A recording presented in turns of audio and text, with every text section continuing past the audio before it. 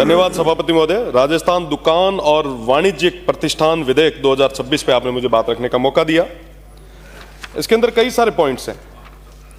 प्रशिक्षु की न्यूनतम आयु पहले 12 वर्ष हुआ करती थी, जिसको 14 वर्ष किया गया, स्वागत योग्य है, अच्छी बात है। दैनिक कार्य की अवधि पहले 9 घंटे थी, 1 घंटे ही बढ़ाया, ये भी स्वागत योग्य है। साप्ताहिक अवकाश 5 दिन के बाद आपने 6 दिन का किया है, मतलब 1 दिन की छुट्टी। मुझे लगता है कि छुट्टी थोड़ी बढ़ानी चाहिए आम मजदूर व्यक्ति को। युवा शक्ति की परिभाषा, वैसे युवा की परिभाषा तो कुछ अलग ही होती है, पर फिर भी जो 12 से 15 वर्ष थी उसको 14 से 18 किया गया। इसमें भी आंशिक जो परिवर्तन किया गया है। नियोजन हेतु न्यूनतम आयु को 12 वर्ष से आपने 14 वर्ष किया है। बिना ब्रेक के लगातार कार्य 5 से 6 घंटे किए। तमाम चीजें ठीक है, पर जो ग्रामीण परिवेश में जो तमाम मजदूर है उनके क्या हाल है, उसकी तरफ किसी ने ध्यान नहीं दिया।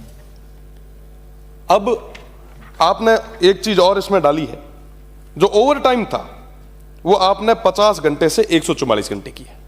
अचानक ही 3 गुना बढ़ा दिया आपने। बाकी जो चेंजेस किए हैं वो आंशिक किए हैं, ये 3 गुना वाला ये चेंजेस समझ नहीं आया। दूसरी चीज, ओवर टाइम को लेके उनको उनका जो पेमेंट है वो प्रॉपर तरीके से मजदूरी जो है वो मिल रही है नहीं मिल रही है, इसकी जांच कौन करेगा, उनका ध्यान कौन रखेगा। आज के समय में माननीय जितने भी यहाँ पे सम्मानित सदस्य बैठे हैं, सबके पास कोई ना कोई प्रकरण आता है कि साहब हमने मजदूरी की, हमें मजदूरी का पैसा नहीं मिला। वो सब ग्रामीण परिवेश का या दूर दराज जो नहीं समझ रहा है उसके हितों की रक्षा करना भी तो हमारा काम है। आज जब उसको उसकी मजदूरी नहीं मिलेगी तो उसका घर कैसे चलेगा। मेरा निवेदन है, मेरा एक सुझाव है, आप ये जो पेमेंट है एक ऐसा कानून लाएं ताकि यूपीआई को हम सब प्रमोट कर रहे हैं, हम सब फोन पे, पेटीएम, तमाम चीजों की बात कर रहे हैं। कम से कम ये जो पैसा है वो डायरेक्ट उसके खाते में मिले और इसका भी प्रॉपर तरीके से जो है वो हमें पता रहे। साथ ही साथ, क्योंकि मैं वेस्टर्न राजस्थान से आता हूं और वहां पर कई सारी चीजों की ज्यादा जरूरत है। मल्टीनेशनल कंपनी जो वहां पे खूब काम कर रही है। आज के समय में उन तमाम मजदूरों की सेफ्टी और सिक्योरिटी को लेके किसी भी तरीके का कोई काम नहीं हो रहा। यह बहुत गंभीर विषय है। आज के समय में अगर कोई मजदूर, चाहे वो बिहार का क्यों ना हो, गुजरात का क्यों नहीं हो, चाहे यूपी का क्यों नहीं हो, ह्यूमन वैल्यू तो है ना सर। आज के समय में अगर कोई मजदूर दुर्घटना में घायल होता है या मारा जाता है तो उसके पीछे पैरवी करने वाला कोई नहीं और कंपनियां हाथों हाथ निकाल देती।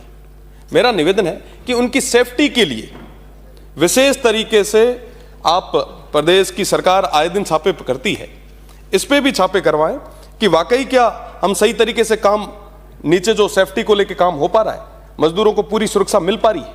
आज के समय में मैं बात करूंगा JSW की। हमारे वहां पे भादरेस में एक बहुत बड़ा प्लांट है, वहां पे आए दिन ऐसी दुर्घटना होती है। 1-2 घटनाएं घटी, बाहर के लोग थे, पैरवी करने वाला कोई नहीं था, बातें दब जाती है। उनकी जिम्मेदारी किसकी है?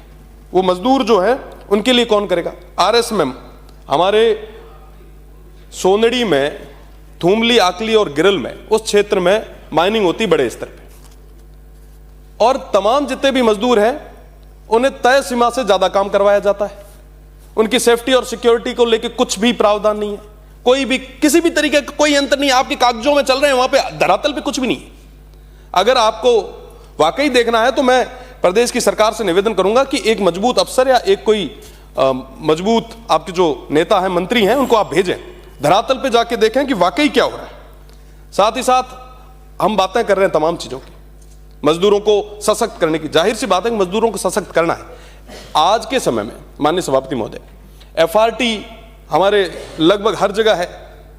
फॉल्ट के लिए आए दिन एक्सीडेंट होते हैं, मतलब दस्ताने तक नहीं है।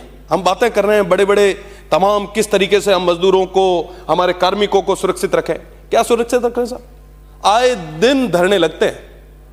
आप खुद की जो आपकी एजेंसीज है, आप वहां पे जाके देखें कि सही, अरे वो तमाम चीजें छोड़ दीजिए।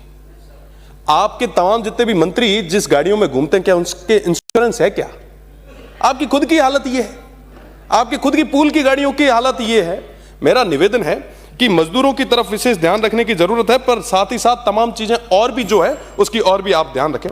मेरा निवेदन रहेगा कि वेस्टर्न राजस्थान से मैं आता हूं, वहां पे रोजगार के लिए आज के समय में बहुत ज्यादा युवा जो है वो उत्साहित भी, तैयारी भी कर रहे हैं, पर तमाम जो मल्टीनेशनल कंपनीज है वो उनको प्रायोरिटी नहीं दे रही। मेरा निवेदन है प्रदेश की सरकार से, आप इस तरीके का अध्यादेश लाएं, ऐसा नियम लाएं, ऐसा विधेयक लाएं, कम से कम अनस्किल्ड में तो वहां के स्थानीय लोगों को रोजगार मिले। मेरा निवेदन है कि इस बारे में आप विशेषकर सोचें और ओवर टाइम और तमाम चीजों को लेके भी आप वापस परीक्षण करवाएं।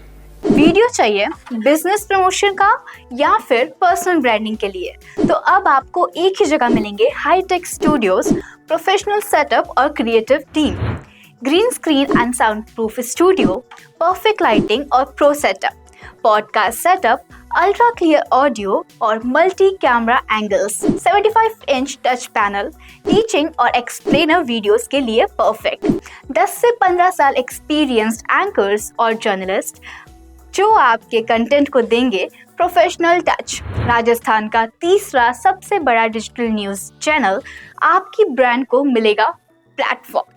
50+ प्रोफेशनल वीडियो मॉडल्स जो आपके प्रोजेक्ट को बनाएंगे ज़्यादा इंगेजिंग। हमने 5000+ बिजनेस और ब्रांड्स को ग्रो करने में की है मदद।